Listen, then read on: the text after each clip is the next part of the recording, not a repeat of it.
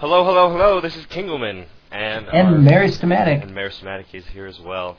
Oh. A lovely tournament so far, very good show, I love you all. This is awesome. How awesome is this? Amateurs getting together, playing StarCraft, having fun. We see the round 3, the tie-up, the most epic game possible in this series between our Jekerdud and, of course, our Spillup. In Game 1, we did see Spillup take the game with a solid one-base play involving Thors. Just steamrolled Jekerdud's base. Jekerdud came back in Game 2 and held off the early pressure, and then did a lot of damage with his own MMM ball to take the game. Jekerdud commenting on hearing some thunder outside. Maybe a little bit scary for him.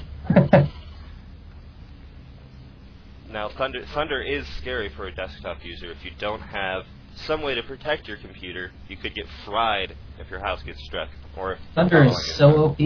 Thunder is very OP. If we see some Thors in this game, he may bring the thunder. A clever remark by Spillup would have been some Thor comment, because he used Thors for the win in the first game. And tried to defend with him in the second game, but wasn't as successful with it. I feel like we did see he snuck a hidden expansion in the second game. We'll see if he opts for his one-base play, which would seem to be a more standard build for him in this pivotal Game 3. Usually you'll see just a build that these players are very comfortable with doing. A very clever wall-off here by Jekerdud. He actually uses the SCV building his bunker, stops it, and then puts down the supply depot without building it at all. And that creates the wall-off, even though it's not built at all. Now we see the first scout moving in here into the main. Going to see pretty much the same thing he's seen in the last couple of games. Although a little bit faster second gas here. Maybe going for some Hellions. Will we see some mech play here? Possibly some mech, possibly some Hellion drops, we will see. We do see, again, with the delayed orbital command. Not one of my favorite plays by Spillup, but it was effective in his Game 1 pressure. We do see Jekerdud has finished his orbital command, dropping the mule out of there. Probably going for that one-rack fast expand, as we see his minerals very high again. Just going to start that command center here in a few. Now, as a Zerg player, I would not be comfortable with this type of map vision. And in TVT, I feel like it might not be quite as important, but it is still an important thing, especially to scout for those drops. We do see the early command center going down from Jekerdud, as well as the double gas. This is the timing he did use in the first couple games. We should see 2 or 3 barracks just to follow this up as well. And it'll be Jekerdud's very standard opening. We do see this SCV hiding behind the grass for Jekerdud, the usual proxy pylon position for Protoss on Zelnaga Caverns. Oh my goodness. We see a proxy factory going down here. Proxy factory going down for Spillup. At the west position here, he is putting that proxy factory. This will allow him, if he does out of the tech lab, to get an early Thor and send it to the base. But I don't think this is as useful as in Protoss when you get it super early and you hide it in their base, because or in any matchup really, as long as it's in their base. It needs to be in their base. He might fly it over there now.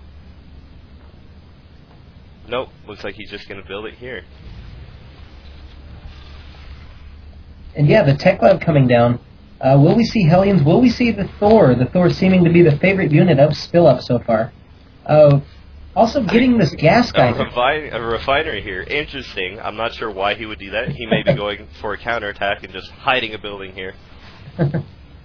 We do see Jekerdud's expansion command center has finished, morphing into an orbital command.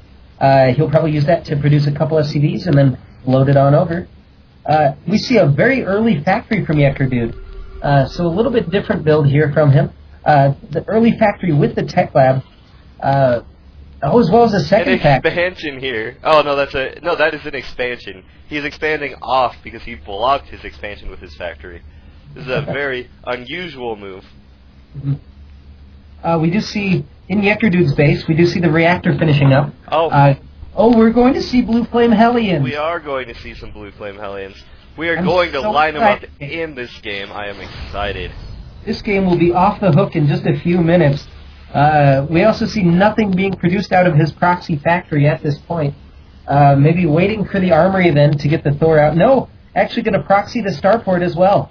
He may just be hiding tech here. It looks like he wants to hide and expand and also hide tech. He's unconfident at expanding in the front of his base. If you watch any pro player, or listen to any pro player, they will tell you to just go ahead, do your first base in front of your base, and if you're going to hide a base, hide your third.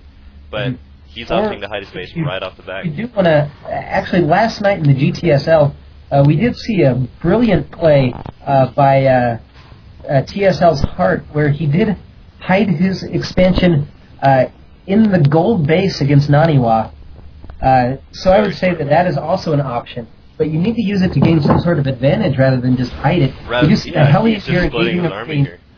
Hellion is going to beat a Marine one-on-one, even if it is a lowly Red Flame Hellion. The rest of the Marines moving on, trying to harass the mineral line, but does lose that Hellion. So he just effectively traded a Marine for a Hellion.